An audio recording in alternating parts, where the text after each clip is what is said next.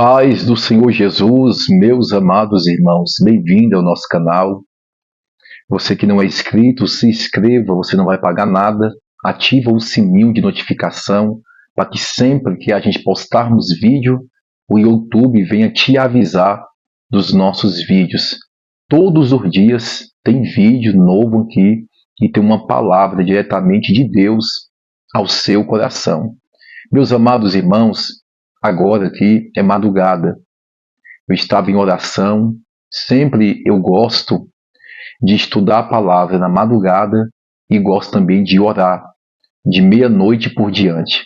O dia que Deus nos dá graça, a gente consegue orar até de manhã, orando, lendo, meditando na palavra, falando com Deus, e assim Deus nos dá graça.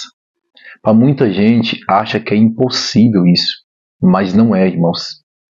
Quando você decide entregar sua vida em corpo, em alma, em espírito e em verdade, o Senhor te dá força para que você venha fazer coisas que antes você não conseguiria fazer, como passar horas meditando na palavra, passar 2, 3 horas de joelhos, louvar ao Senhor, e assim Deus vai alimentando, e essa sede, essa fome vai aumentando cada vez mais em ter um relacionamento com Deus, em ter um relacionamento com o Senhor. A Bíblia diz: eu amo, e os que me amam, e os que de madrugada me buscam, me acham. É muito importante, é uma necessidade a oração de madrugada. Se você não consegue orar de madrugada, você pode começar orando pouco. Põe para despertar o celular, ore 5 minutos, depois vai aumentando 10 minutos. Você tem os seus compromissos pela manhã.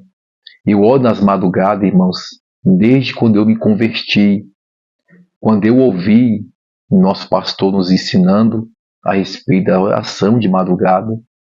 Então ali eu comecei já a orar de madrugada. E a gente vê o resultado, a gente vê Deus agir, irmãos. Porque, querendo ou não, é um sacrifício.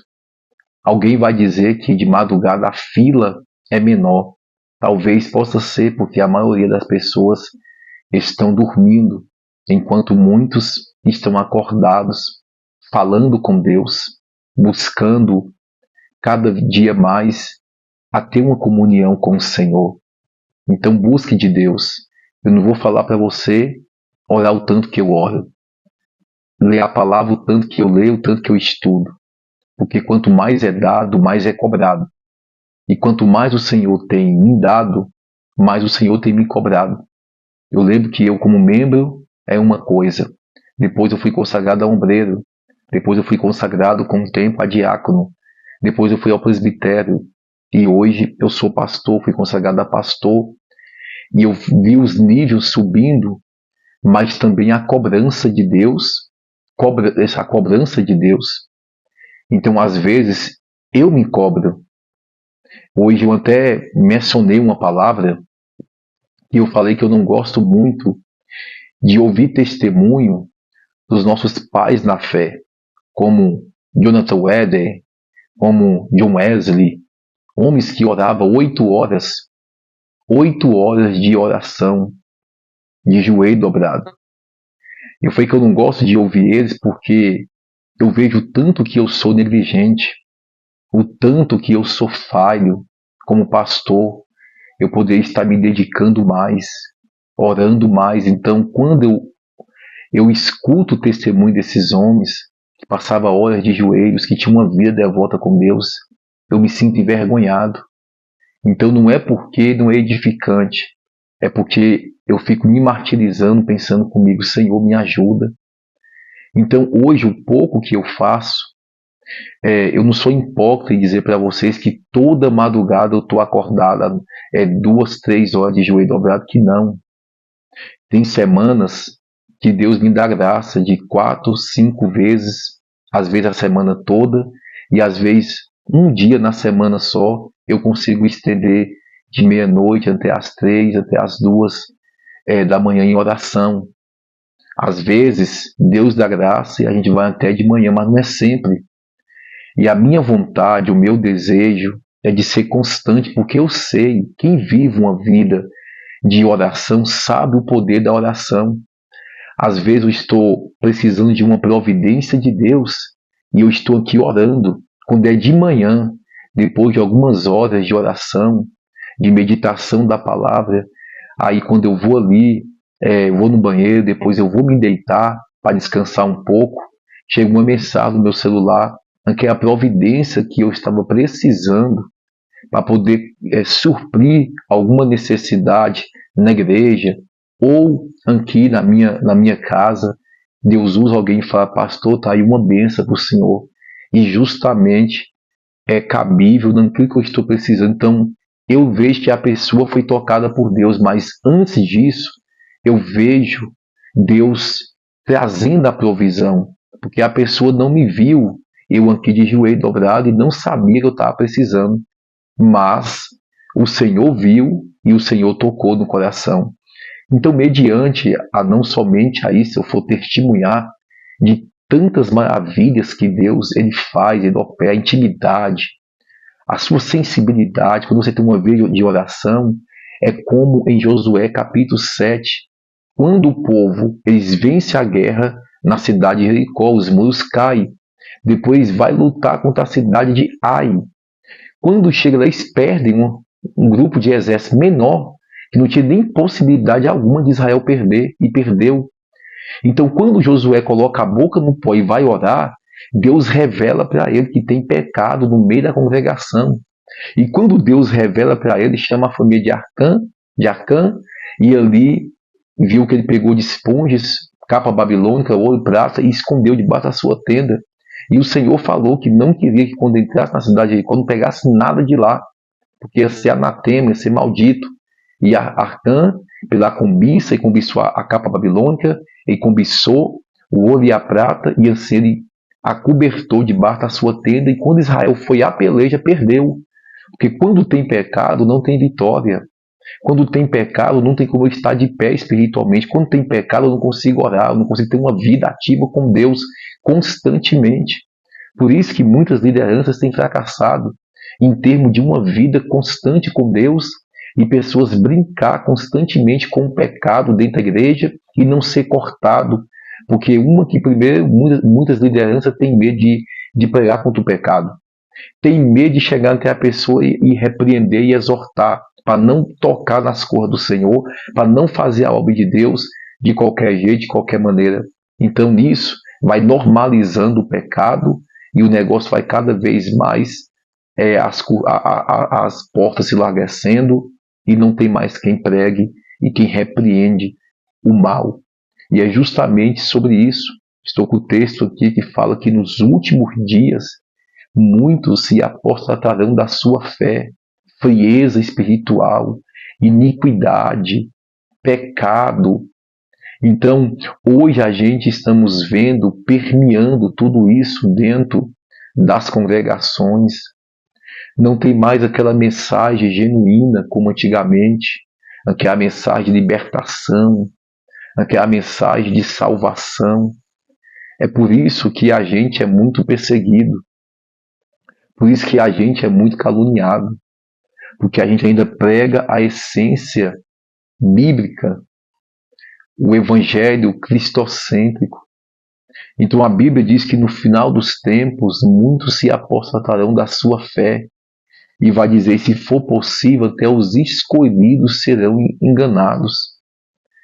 Nós temos que tomar cuidado, porque mediante o caminho que está muitos traçando, muitos trilhando, está levando a muitos que outrora pregavam o evangelho genuíno, pregavam a palavra de libertação, de salvação, porque o verdadeiro amor não está quando eu estou bajulando alguém.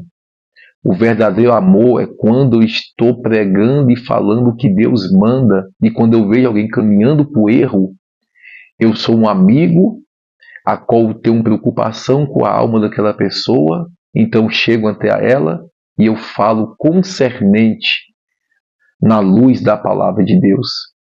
E hoje muitos têm medo. E a gente não pode, irmãos.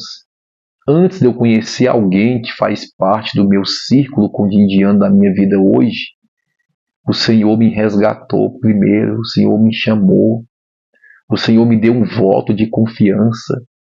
Você consegue perceber isso?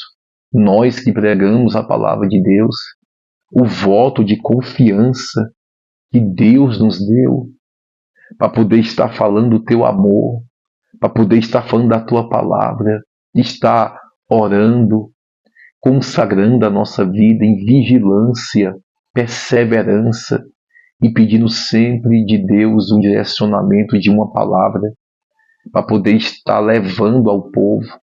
Eu não estou aqui pregando para os irmãos, eu estou aqui trazendo uma reflexão, trazendo algo do que está acontecendo hoje em nossos dias, a frieza, a falta de amor está tomando de conta.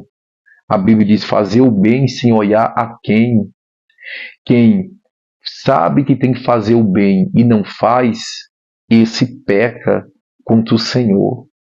Só um coração cheio de Deus, cheio de amor, cheio do Espírito Santo de Deus, é que vai continuar, é que vai permanecer fazendo alguma coisa em prol do seu próximo. Porque enquanto isso, o mundo vai de mal a pior, irmãos. Vai de mal a pior. A gente vê que cada dia que passa, quanto mais se aproxima a vinda de Cristo, mais a perversidade, mais a imoralidade, mais a ética moral está indo cada vez mais ao declínio. A gente olha em nossa volta. Hoje, os conteúdos que eles oferecem, os conteúdos que eles oferecem nas redes sociais, programação de televisão, isso tudo é uma perda de tempo, irmãos. Isso aí tem afastado o povo cada vez mais de Deus. Então a gente vê que hoje tudo que há no mundo só está influenciando para poder afastar o povo de Deus. Por isso que a Bíblia diz, chegai-vos a Deus, e Deus se achegará a vós. Não é Deus que precisa de mim, é eu que preciso de Deus. Eu que preciso todos os dias da minha vida suplicar e dizer: Deus, me ajuda. Deus, tem misericórdia da minha alma.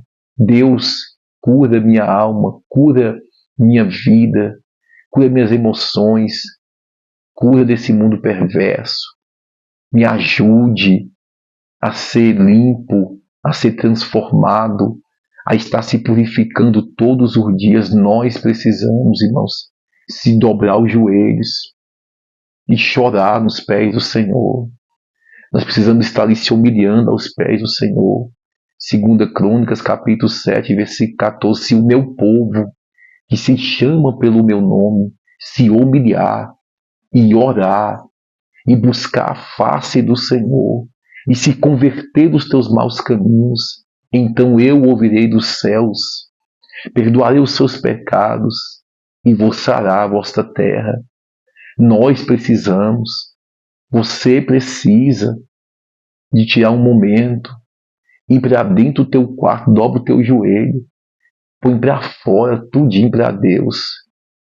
Tudo que está acontecendo, os seus pensamentos, o que passa no seu coração, o que você às vezes quer fazer, se joga, fala assim: Deus me trata, Deus me faça enxergar a tua luz, Deus me faça enxergar a tua salvação, Deus me faça ver a tua salvação. Deus coloca o amor do meu coração, o prazer do meu coração pelas coisas do Senhor. Colossenses capítulo 3, buscai as coisas que são do alto, aonde Cristo está sentado à destra de Deus. Buscar as coisas que são do alto e não as que são da terra.